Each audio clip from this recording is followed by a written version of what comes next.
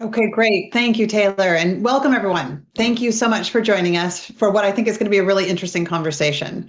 Today, we're going to be discussing the rise of artificial intelligence and how that has revolutionized cybersecurity, how much of that promise is real, as well as how organizations can leverage AI to enhance their defenses.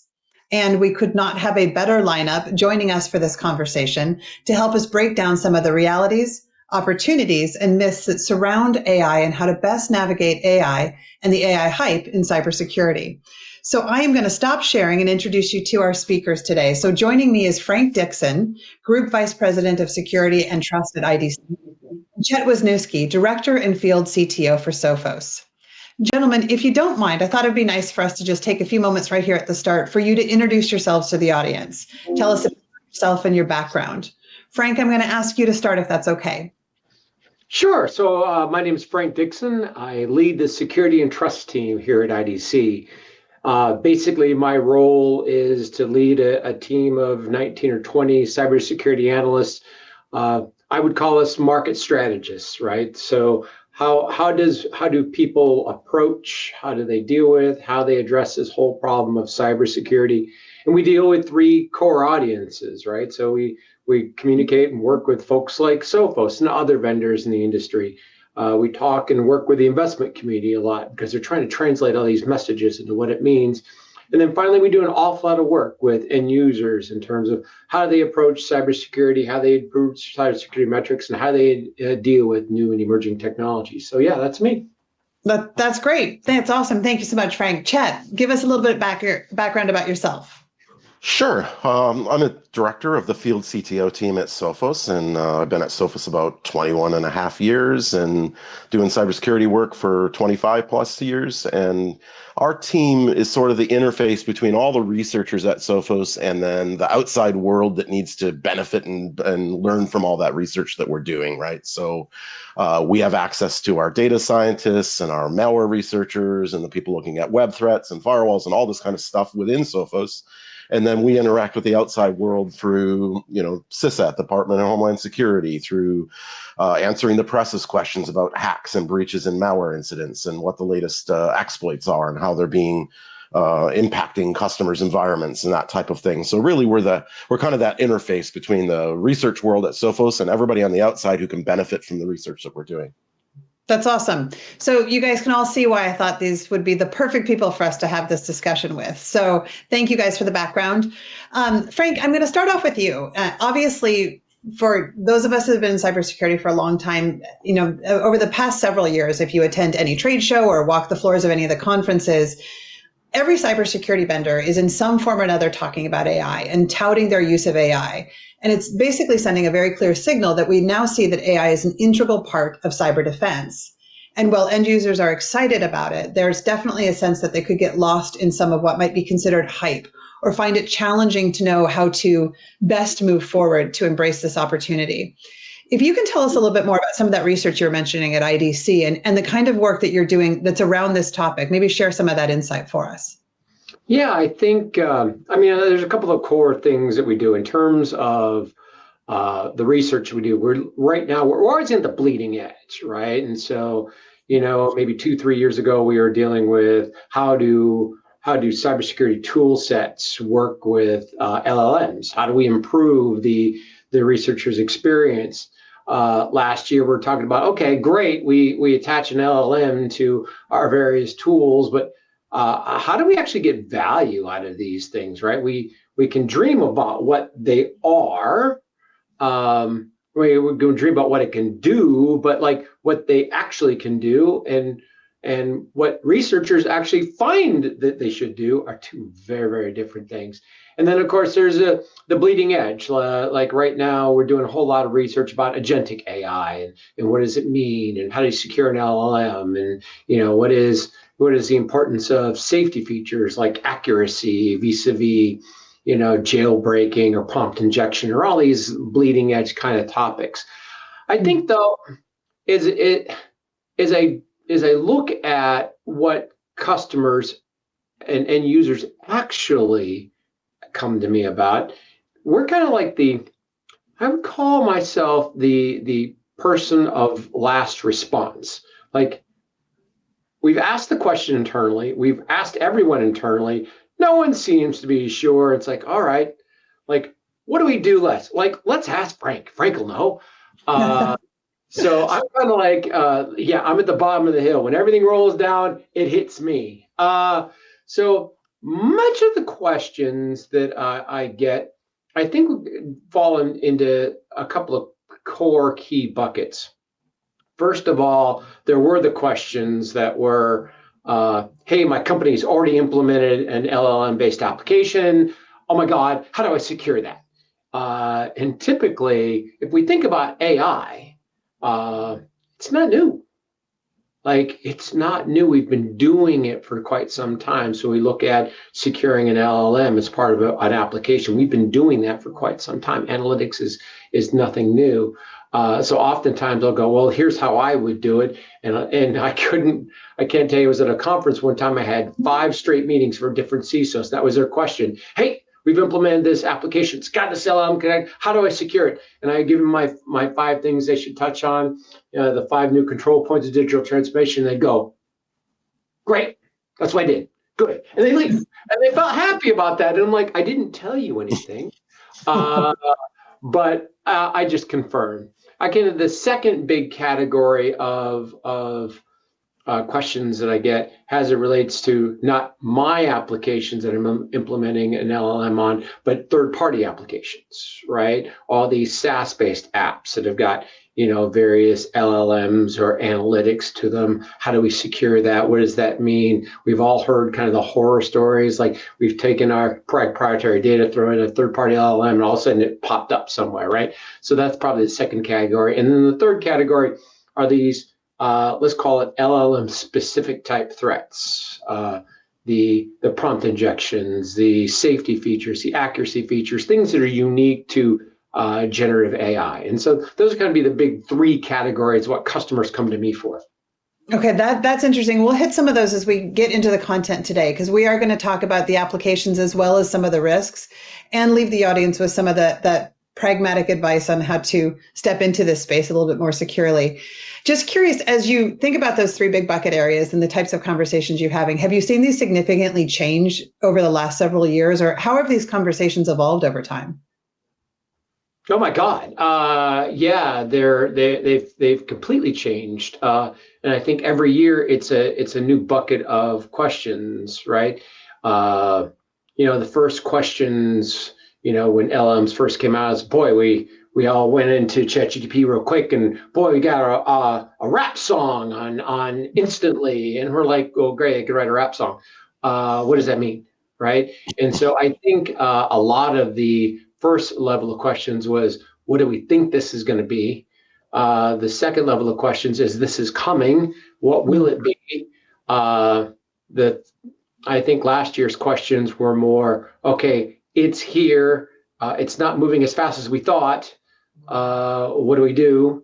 And now, realistically, the questions this year are much, much more tactical. And we kind of get it. They fall in those 4 buckets. They're security, using AI to improve security, protecting my own applications with AI, protecting myself, my identity and my data in third-party applications, and then how do I deal with LLMs? That's interesting. It does kind of support the fact that it's not just the hype, right? That this is here, and people are now looking about how to embrace it and leverage it safely. Yeah, but there's always 2 parts to this, right? There's the reality, there's the hype. The reality. And then there's still hype, like agentic AI, like, ooh, agentic AI. Oh, I don't need to do security anymore because I got this agentic thing, and I'm going to hit this magic whiz bang button, and all my cybersecurity problems are going to go away. Right? There's still hype. Yeah. I mean, we were talking just in the as we were in the backstage before this, talking about, that easy button. And obviously we have to balance and the value of the technology and the advancements and the innovation, and the importance of the human layer still that exists in that. We're going to dig into some of this. So I'm going to pull it up and continue to keep us moving along here. And let me see if I can get this to work. So speaking of technology and human layer, let's see if I can get gold cast to do what I want it to do. Okay. So we do have a lot that we want to cover today and give you just a fraction of the information that Frank has in his head around this topic, as well as Chet. We're going to cover some of the various categories and the more common AI types and models. We'll discuss some of the applications that Frank was referencing there, as well as tackle a bit in the end around the risks and the potential malicious applications of AI, rounding it all off with some really pragmatic advice on how you can navigate this. But we wanted to keep our senses of humor as we walk through all of this. So we've peppered in some images from past movies, older movies than you'd think, that have been featuring AI. So you know, if you recognize the movie and you can name the title or even maybe the release date, you can pop that into the chat window just for fun. So, all right, Chet, we're going to dig in by taking on the definitions of some of the common types of AI. So I'm going to ask you to help us by just starting with a level set. So, you know, Frank was rattling off a lot of the different terms, and some of it might be new to our audience, but if you can talk through some of the most common types of AI, both types and size, as we go through this, and also maybe bring some examples of real world applications to life so that it can really kind of land for people in the audience. I'll turn it over to you.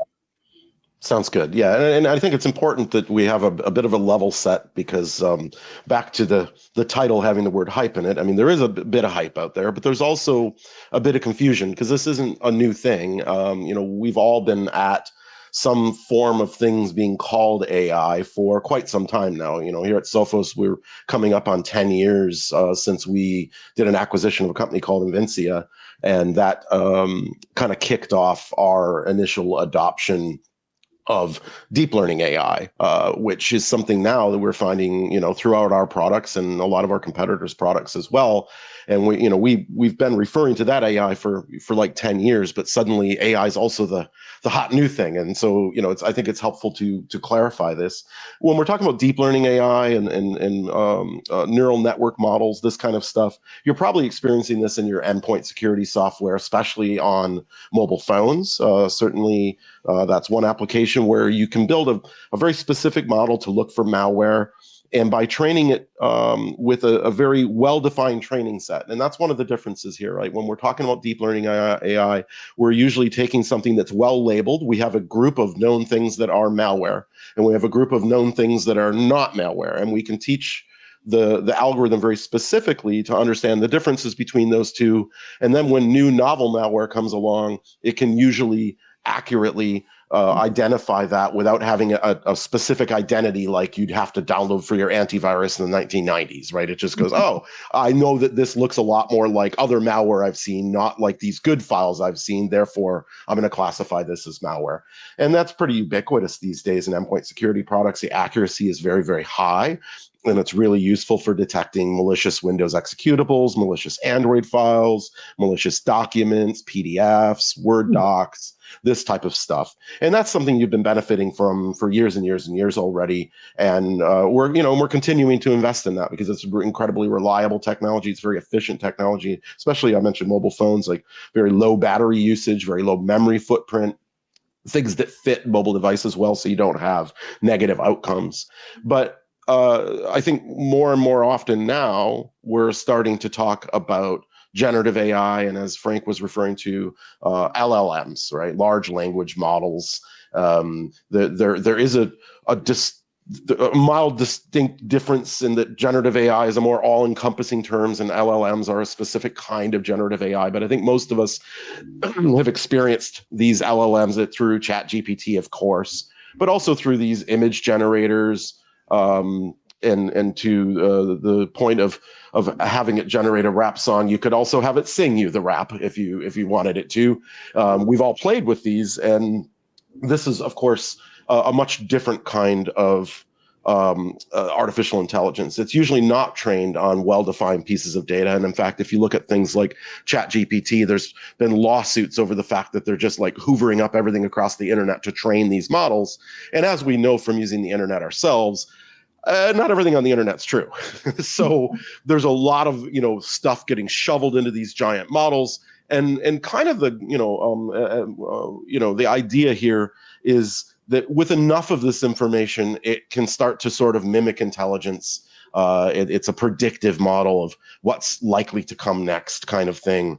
And even though there's some noise in what it's being fed, it largely is accurate, and that's why you see that it lies to you sometimes, right? Most of the time, it's not lying to you. Most of the time, it's figured out the thing to be correct when you ask it a question, but occasionally it gets it wrong. And the terminology in the industry usually is to call that a hallucination. I find that amusing that we always have to kind of create a new word to cover up for what's happening. It's lying. It's not a hallucination. It's just doesn't know the answer and it's spitting out the wrong thing. But that happens with these, and that's quite, I mean, it's not to say that deep learning AI never makes a mistake, but the types of mistakes it makes and how you might design or accommodate what you're expecting to get out the other end is going to be less accurate in a generative AI situation than in a deep learning, which is what leads us to kind of differentiations of types of generative AI. Massive AI models are the ones like ChatGPT that we've all played with that are trained on the entire internet twice over, and that type of thing. And that's where you're having a couple different challenges that I think massive AI models are actually not that practical for the types of things we want to talk about today around how we can use AI to both enhance our security or also watch out for how it may be used against us. Massive models aren't particularly great at that because one of their problems is they require tens of thousands of GPUs to train and huge amounts of energy and power and water to cool these systems. And it's a neat party trick to have something that appears to be human-like in its intelligence, but it's not terribly efficient. And because what it's being trained with is so broad, and those inaccuracies are more likely to emerge in these massive AI models. And there is a bit of a race between OpenAI and Google and other firms to kind of get to this magical artificial general intelligence level of massive model. And that's interesting science. But I think in practice, most of us are probably going to be more interested in looking at small AI models or, in fact, distilled models. And some of you may have seen press in recent weeks about a new Chinese LLM called DeepSeek that was kind of challenging OpenAI with far fewer resources. And that's one of the ways they go about this. You can train a massive model on everything on the internet, but then you can sort of start distilling that down into smaller and smaller models that are nearly as smart or nearly as capable as the massive one, but use a lot less resources. But you can also train them on very specific sets of things that you want them to be able to do. And the examples that we'll talk about, some of those today, are mostly going to be more of these small AI models.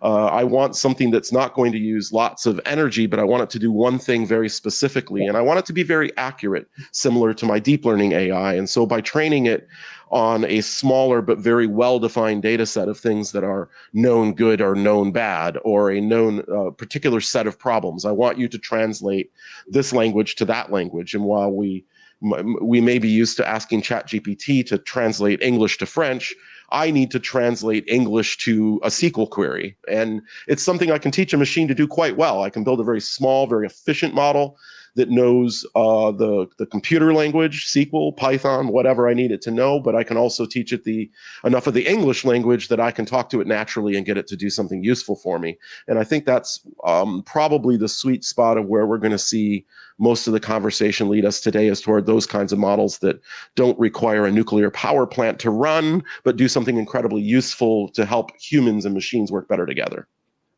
That's incredibly well said. Frank, as we kind of stare at this list here, is there anything you'd add to what Chet shared? I mean, other than I definitely feel like we probably missed the mark on not creating the rap song and having it performed on today's call. That certainly might have been one of the real world examples we brought to life. But any other thoughts on this? Yeah, there's a couple of points I'd like to call out, right? As you can tell in the video, both Chet and I have got a little bit of gray hair. So I would be remiss in telling you if I didn't say this isn't new, right? So Chet talks about deep learning, and at Sophos, a lot of that started with the acquisition of Invincia. But if I remember right, Sophos was kind of working on this before Invincia. And if we go back before that, we actually had machine learning. And if you go all the way back to 2003, we were using machine learning to discover threats and write signatures as part of our anti-malware programs. So this this isn't anything new. I mean, those of us with gray hair remember the day and age when we would say, machine learning is written in Python and AI is written in PowerPoint, right? Mm. Well, that doesn't apply anymore. Now, in between deep learning and generative AI, I always put another category in there. It's kind of predictive AI.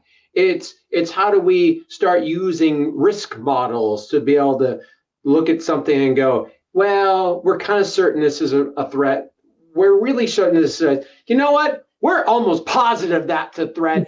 Let's just block it and do something, right? And fundamentally, that's where security is going. It's kind of the undersung part of AI. It's how do we get to higher levels of autonomy so we don't have to have a person in the middle? And if we don't have to have a person in the middle, all of a sudden we start creating these exponential impacts. And so we really need to think about AI as how does that security tool kind of alleviate some of the problem? Now, as it relates to generative AI, I will respectfully disagree with Chet, and he can respectfully disagree back. Because I don't think generative AI ever really make lies. We use this term called hallucination. And I think it's important to think about what generative AI is, right? Because most AI is what we call a deterministic model.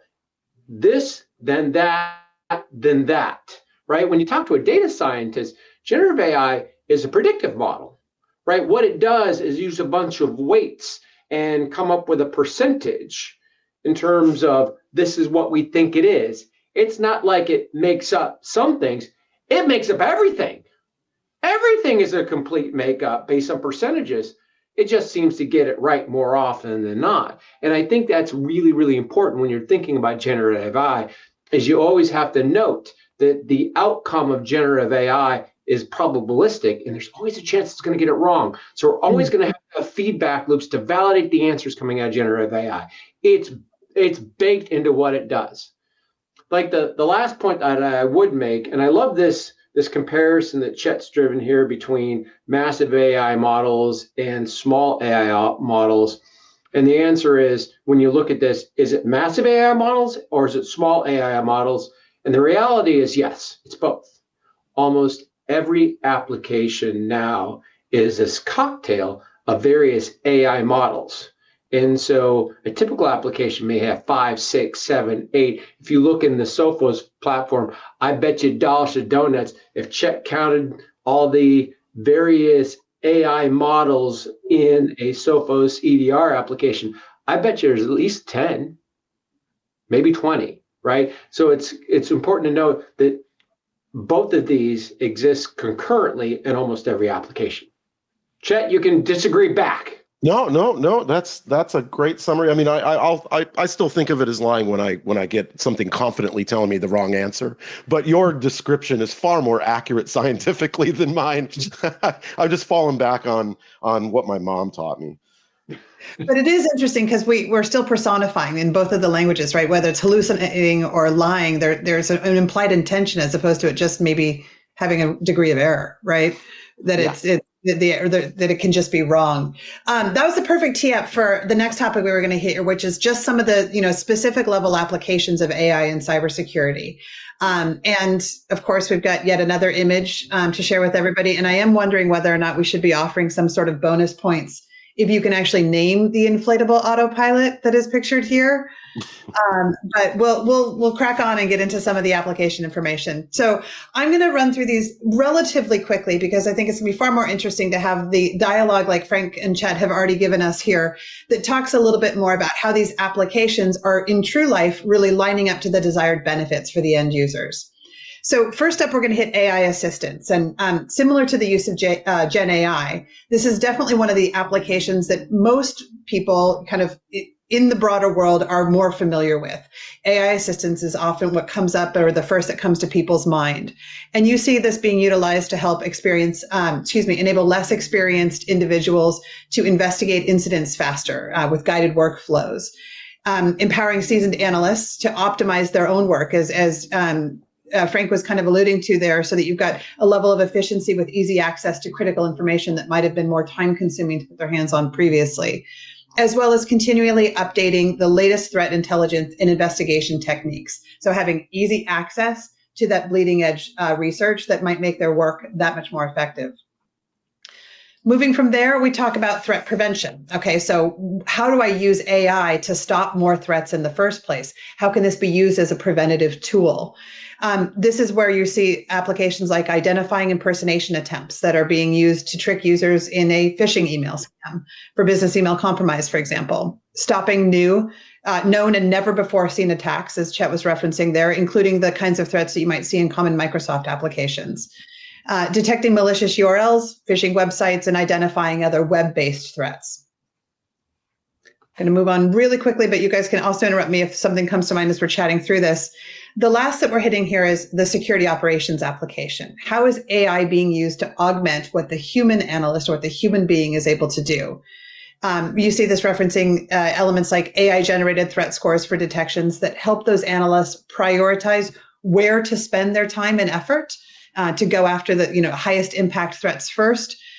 Investigation summaries that provide easy to understand overview and detections and recommendations for the end users. So kind of working their way through all of that data so that what's being provided there is more available to individuals who are looking to have an easy to understand overview so that it can take action. Command analysis that provides insight into attacker behavior by examining commands that create detections. So getting that next level of information insight that's being pulled up and being served up for the operator so that they're that much more effective and quick at what they're trying to do.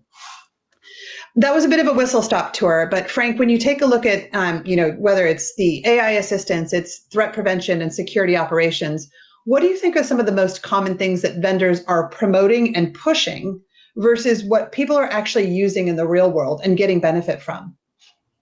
Wow, wow. So the vendors are all pushing their bleeding edge stuff, right? Yep. And so no offense, but Sophos and your peers, right? You're always trying to get at the front of the hype cycle, right? And so how do we get more eyes on us? But I think it's interesting. We were commenting a little before this about RSA, and if anything typifies the cybersecurity hype cycle more than anything, it's RSA. Like, you always want to walk the floor at RSA, and it takes you about 30 seconds to go, oh, that's the theme of the show, and another minute to confirm yes, like, because every vendor's got the same darn thing on every booth. I think there's Carolyn, I have to tell you, I think there's a maturing in the industry. And I think the maturing in the industry is if we go back to, I always kind of call the modern era the start of the target breach. Because we started going more and more and more about this technology and that technology because we got caught flat-footed. Ransomware started kicking our butts fast. And all of a sudden it was one detection after another, and we were starting to mature a little bit. And then COVID happened and everybody went home and our data went home and our applications went home and microservices started, and that crushed it.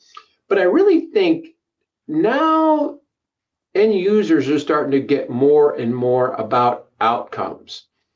And when we start thinking about outcomes, and I love this part on the screen, generated threat scores, we're starting to get better about this idea that cybersecurity is not binary. It's not about catching bad guys.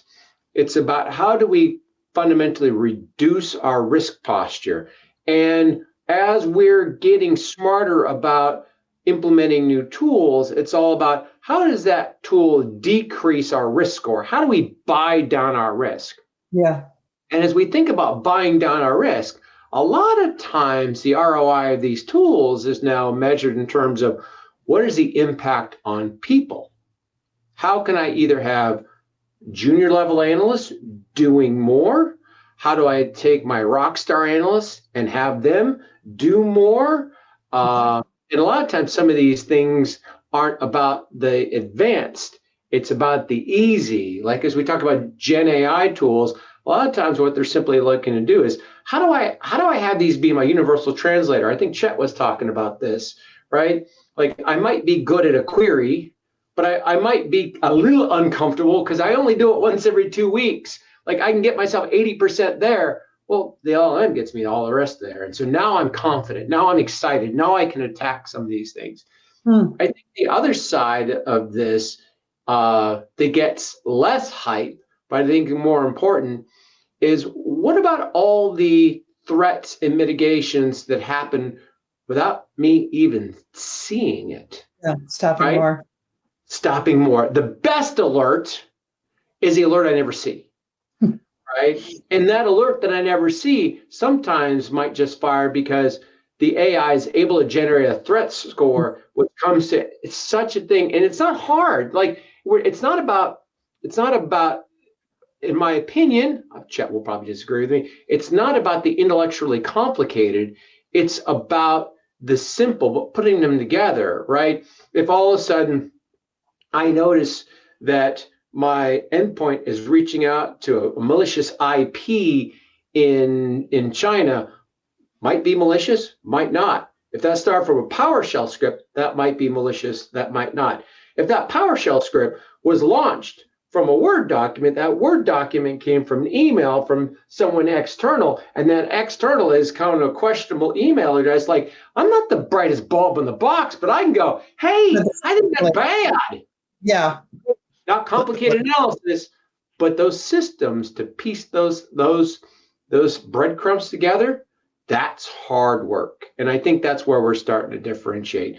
Chet, you're dying to tell me I'm off base. No, Please. I'm absolutely loving it. You're describing stuff we've been doing in our endpoint for years, and that's exactly what we do, right? And it's providing that context by logging all of these individually small things and painting a more detailed picture to make a decision about it, right? And your example is something literally that our product does now, and that's one of the ways we protect people is looking at that entire chain. And each one of those things individually is not malicious. A file being opened from an email is not malicious. PowerShell scripts are not inherently malicious, right? But in combination, that paints a picture that clearly is malicious. And this is where AI has its benefits, is it can process these massive quantities of data that a human could do as well. It just takes us a really long time to figure out the example that you just painted, Frank. I mean, I can go into my EDR tool and find all that evidence in a threat hunt after the fact. But the problem is it's after the fact, and now the thing's already run, and the attacker's in my environment. And by being able to do it in somewhat real time and process these massive quantities of data that my human brain just can't do in the speed that I need it to do it, helps me shift back toward prevention, right? Because when we're talking about managing risk, which is ultimately all security is, and I know the hacker nerds do not like to hear that we're just fancy risk managers, but we're auditors, we're risk managers. I mean, I'm sorry, but that's just what we do. And we also are trying to find that balance between prevention, detection, and response. We know prevention is never going to be 100% successful. We get vaccines, we do different things, but we know it's not necessarily going to prevent, but it hopefully makes us less sick. It's no different than when we're looking at risk in our IT environments, right? We're going to try to prevent everything we can up front, but when we don't, we have to be able to detect and respond quickly and accurately to what it is that managed to get past our defenses. And that's the other place that I think AI is playing a role, is helping those humans be more efficient. And I think Frank and I are on the same page here. It's a lot of this stuff is just pragmatic, and that's where I'm loving these tools, right? Like I do have the skills in my past to analyze a malicious obfuscated PowerShell script, but it's going to take me a half an hour to take this blob and figure out what it did. And now I can dump it into an LLM and say, what's this PowerShell do? And you know what? If it hallucinates one thing about that, I don't really care. In general, I just want to know, what was this thing trying to do? Oh, it was modifying some registry keys and it copied a file and it did this and it did that. If that's 80, 90% accurate as a human, I can just move on. I don't care. if it's got a mild hallucination, because I'm overseeing it and it's helping me act faster and more efficiently to work through processes. And when I look at our active adversary report that we publish every year, one of the things that we track very closely is time to detect and time to respond being a major factor in how much damage is often done to the victim when in a ransomware attack, for example. And the amount of cost of an incident to a business goes up dramatically with time. So the faster I can shorten that time to detect and time to respond, the less costly those incidents are going to be. And I think that's where we're going to start seeing a lot of the benefits of AI, whether it's helping me write queries for my MDR so I can more quickly find artifacts in my environment when I'm doing a threat hunt, whether it's helping me analyze that obfuscated PowerShell script, or whether it's preventative, and like in Frank's example, all of these things combined are helping me shorten those windows and lower my cost per incident. Can I riff on what Chet just said? Please do. He said two things, in my opinion, that were incredibly powerful. Of course, everything that Chet says is smart, but for me, two things I want to talk about: time to detect and time to respond, right? Because time to detect talks about the efficiency of how we find things. Time to respond implies how long it takes us to make corrective action. And I think those are the two core numbers, right? There's this book. Sorry if you guys aren't sports fans. I live and breathe sports. And so there was this famous book that came out called Moneyball. And Moneyball was all about the way that we looked at this game called baseball. And we'd been looking at it the same way for 100 years. And finally, somebody looked at it and goes, like, we're looking at this all wrong. Like, we're all worried about how many hits this batter gets. We don't care if he hits the ball. We just care if he makes it on base. And I think that's what we do in cybersecurity. Like, we're constantly looking, here's how many blocks I did. Here's how many alerts I generated. Here's how many DLP detections I had. Do we care? No. All we cared about is, did we get on base? And it's how long did it take us to detect that piece of maliciousness? And then once we detect it, how long does it take us to remediate it? And I think if we start looking at tools, because sometimes we get in this whack-a-mole detection focus, if we start focusing on mean time to detect and mean time to remediate, all of a sudden we'll notice that we'll start focusing on the right thing. We'll start focusing on getting on base, and then the emphasis will move from we can't always prevent 100%, but why can't we get that prevention a little bit better? So I think we can do that by focusing on the right things. It's a couple of things that are just jumping out as I'm hearing you guys talk. One, I think I'm having a flashback to a conversation I believe the three of us may have had, speaking of this not being new, but about the importance of context, right? And the more that we can kind of operationalize that context, it makes our humans better at the jobs we're asking them to do. And one question I want to ask you on this before we get into the pitfalls or the malicious applications or things to be concerned about is, you talked a bit about the business focus benefits, Chet, and we've been talking about the efficacy of this approach for cyber defense and how AI can help us be better at the outcomes that you're describing. Frank, if, bringing you back to the sense of that there's been some maturing here, is it the shift from the action to the outcome, right? So that if we're thinking about what are we trying to impact, one of the things we are hearing a lot of users ask about is how AI can help achieve some of those business focused benefits, like addressing employee burnout or like driving return on cybersecurity investments. Are we starting to see that in the real world, or is that starting to become a reality for people? Frank, maybe I'll ask you to comment on that first. Yes, I think it is. I absolutely think it is. I don't think we have any choice, right? Because, we can't find enough cybersecurity people. And once we find them, we're struggling to keep them. So whatever we have to do to keep them, we do. And so when we start talking about what do we do, look, most cybersecurity professionals, they want to fight bad guys and gals. Like, that's what they want to do.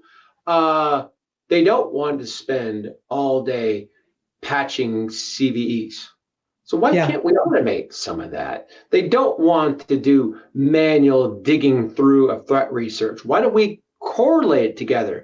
A lot of Yeah. times when we talk about automation, I love your point about context. Like, how do we use AI to apply context at scale? Like, let's serve this up so that cybersecurity professional can actually do what they want to do. Like, instead of doing the boring, they're doing the advanced. And so I really think that's one way that we can do it. The second way is just thinking about every cybersecurity tool should be thought of in terms of what is its ROI and how do we improve that ROI? And that ROI is measured in hours and time for cybersecurity professionals. Because the other part of it is not wanting to do the mundane. Let's face it, there is no cybersecurity professional that's had a shortage of work hours on Friday nights, Saturday nights, and Sundays. Like every cybersecurity professional can tell you something about, well, I had to miss half of Christmas because of this attack. I had to miss July because of Kaseya. I had to miss, this because of that. Like the more that the security gets us off hour work and onto regular hour work, of course, that's going to improve morale. Yeah, yeah, that's a great thought. Chet, how about from you? I mean, all those examples I think are probably, sending chills down everybody's spine because everybody's got their stories, right? Anything that you'd add to that? Not really. I mean, I think we all agree that sitting around and triaging alerts is not nearly as interesting as doing a threat hunt and tracking down an attacker that's made it past the bastion wall. And but we do need to keep in mind that there is benefit to that experience, and we have to find some balance too, because we can't have cybersecurity teams only made up of industry veterans, and some of that learning process for our young people coming out of school and things is going through some of those. Some of that tedium. So we have to, I think, having humans in the loop is a benefit there, and that it gives people experience working with the AI to graduate into being expert threat hunters down the road, and we should keep that in mind as well. Now remember, we're talking about cybersecurity professionals here, right? When you start going to smaller and smaller and smaller sizes of business, when you start to get into SMB, hey, I owned an SMB. You know what was rewarding to me? Not doing it at all. That was rewarding to me because improvement, right? Yeah. I'm managing a small business. What am I looking to do? I'm trying to give glorious experiences to customers. Cybersecurity doesn't like help my customer doesn't do that. If I said, hey, I've got a perfectly safe environment for you, Mr. or Mrs. Customer, they're going, thanks. Yes, that's what they expect, right? And so the more and more, like for a security professional, if you're lucky enough to be big enough to have one, yes, you want to create good experiences. When we get down channel, hey, the more automated, the better. Well, and it doesn't seem like the industry is giving us any shortage of lessons to be teaching these individuals as they move into their professional careers, right? We've got more work than we do the individuals to do it. So we are going to talk about the malicious applications of AI. And this is, there are a lot, we've talked about some of these already today, but these are just a handful of the malicious elements or the pitfalls, that potential risks that people might need to be considering. Fraudulent websites and phishing lures, AI generated ransomware code, vulnerabilities targeting AI tools, right? So exploiting those vulnerabilities, social engineering research, deep fakes. Frank, which one of these jumps out for you? Which one of these would you call out that you've seen most prevalent in the real world? Well, I think I've seen like all of them. The one that I would call out would be social engineering research.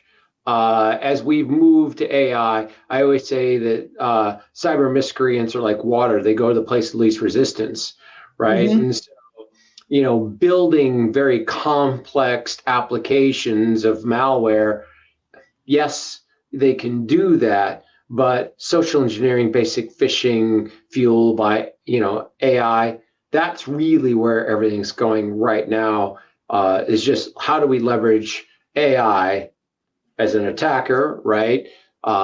Such that we can have really great lures to increase our effectiveness. So it's not the complex it's not the AI generated ransomware code that I'm more worried about.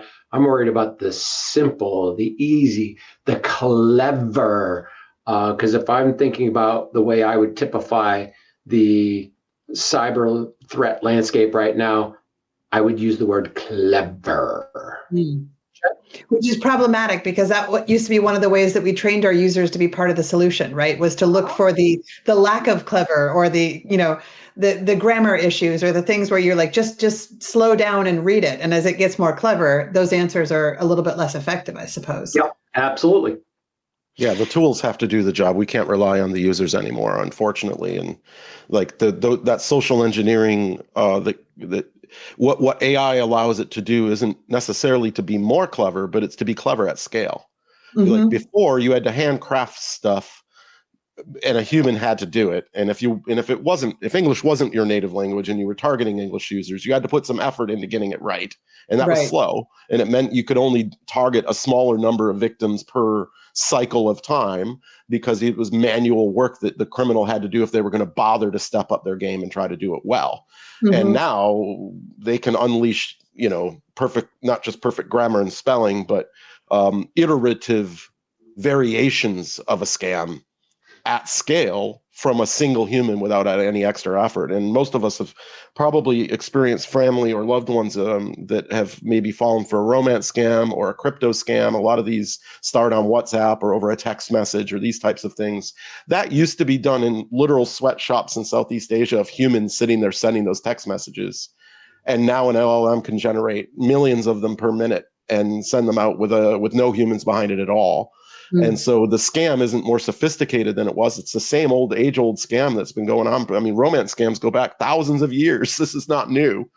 But the ability to generate high volumes of high-quality scam is new. And it means that we have a new threat to face, and we can't rely on humans to very likely be able to spot these things as easily as we could before.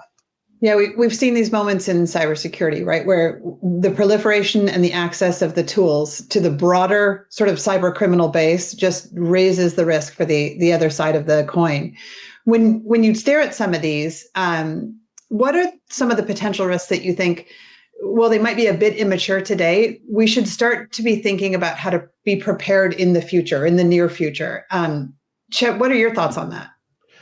Yeah, well, I'll kind of pivot on what, I think Frank was talking about sort of mass cybercrime type folks when in his example, and the fact that they generally aren't going to do something more complex. If we step up and look at some other adversaries that might put extra complexity in, as we learn with everything else in cybersecurity, whatever the higher end threat actor is doing today will come down market tomorrow to be available to the less skilled threat actor, or we will be easier for those people to consume. And so the one I'm seeing today is already being leveraged by the sophisticated threat actor is deepfake. We've seen numerous headlines around the world of deepfake audio being used in business email compromise attacks to mimic the CEO or CFO of a firm and get somebody to do a wire transfer of a large sum of money to the criminals. Those are handcrafted attacks that are targeting a very specific company. They're not broad attacks today. And that's because it still takes a bit of time and effort to make those deep fakes and to come up with studying your victim and getting enough audio that you can clone a voice. There's work involved. And because there's work involved, most criminals aren't doing it, but some are. I think we're going to see, as the ease with which and the smaller number of audio samples you need to make a good deep fake, when those things become cheaper and easier, they're going to come down market where everyday criminals will start abusing those tools as well. And today it's really hard to make a deep fake video without thousands of dollars and a lot of effort. So we don't see that at all. The audio has come down to being cheap, but still requires effort, which means a limited number of threat actors are bothering. As this continues to get cheaper and better, as everything does in technology, that will become more accessible and may start seeing a lot more abuse of that in the future. So we should be hardening our processes to be resistant to these types of attacks now, so that we're ready for that change when it comes, whether it's 18 months or 3 years from now. Okay, so part of that hardening is to strengthen our human-led defenses with working with vendors that are using AI capabilities in their own cybersecurity solutions. Frank, maybe we promised some pragmatic advice for our audience today. How would an end user assess the processes and controls by which vendors are starting to develop AI capabilities in their own cybersecurity solutions, what kind of questions should people be asking of their vendors? Wow, it's okay. It's I would say let's put that in two categories. Let's put that in the category of your cybersecurity vendors and then your other vendors. And other vendors, yeah. There's a couple of I think CISA has got some recommendations of 17 things they think every application should have. Every application that you buy should have enable MFA by default, right? Every application you have should enable SSO at not an additional fee, because everyone seems to want to charge more for SSO. There's a whole bunch of standard things that we should be looking for in our third-party applications. So in doing that, I'd recommend the CISA website. Like, I thought it was fantastic. I stumbled on it. I actually heard Jen Easterly present it one time. It's fantastic. So that's one thing. When we look at cybersecurity tools, I really think what we need to do is up level a little bit, right? Because I don't want end users to start trying to assess at an individual detailed level the value of individual AI technologies. And I'm pretty important about that, right? Because I think for the history of cybersecurity, what vendors have a tendency to do is take all their new features and they push them and they tell you about all their great new features. We got these great features, right? And what it does is they explain the technology, and then it pushes the responsibility of translating what that technology means to the end user. Like, oh, I'm supposed to know as an end user that your technology is going to help me, and here's how it's going to help me. And sometimes as an end user, we get it right, and sometimes as an end user, we get it wrong, right? This is hard stuff. Mm-hmm. I think instead, we need to change the focus, right? Because we're not buying a cybersecurity tool. When somebody comes to Sophos, they're not buying from Sophos, they're investing in Sophos, right? Because the cost of the tool is probably 10% of the cost. The people in process are probably the other 90%. And so as we look at how do we evaluate AI, we evaluate AI based on the outcomes.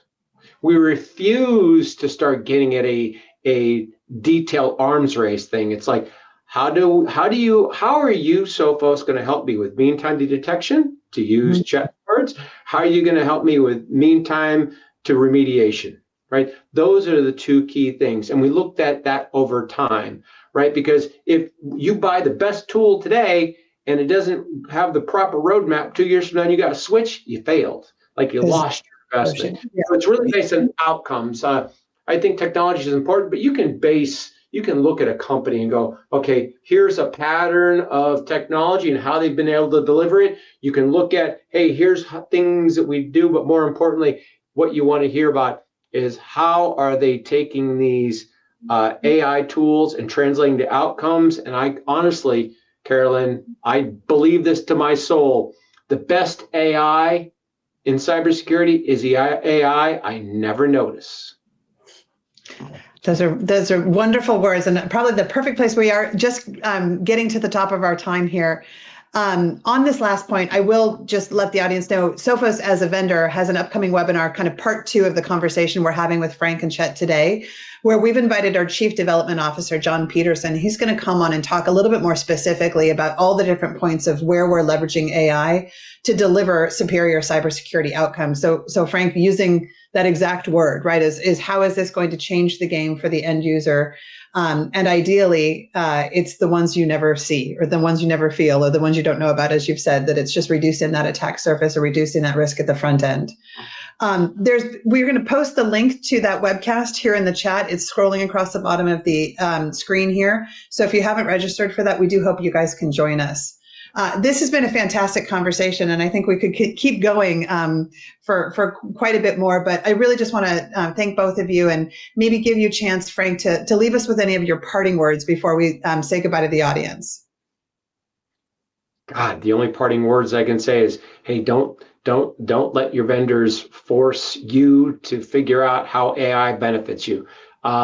I'll once again, I'll quote Chet. Mean time to detection, mean time to remediation, everything else is just irrelevant. That's perfect.